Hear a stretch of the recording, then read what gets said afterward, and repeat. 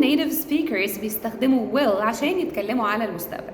لو عايز تعرف كمل الفيديو للآخر ويلا مع بعض نشوف استخدامات will عشان أتكلم عن المستقبل.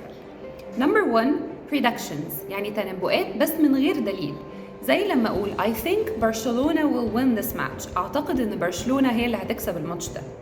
Number 2 quick decisions يعني قرارات لحظية في المستقبل، زي لما أقول I will call my friend to check on her، أنا هكلم صاحبتي أطمن عليها. Number 3 promises الوعود، I will help you with your homework don't worry، أنا هساعدك في الواجب بتاعك ما تقلقش.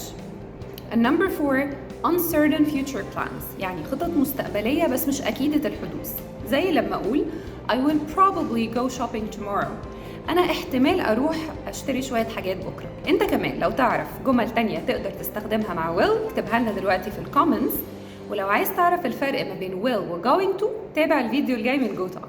Thank you.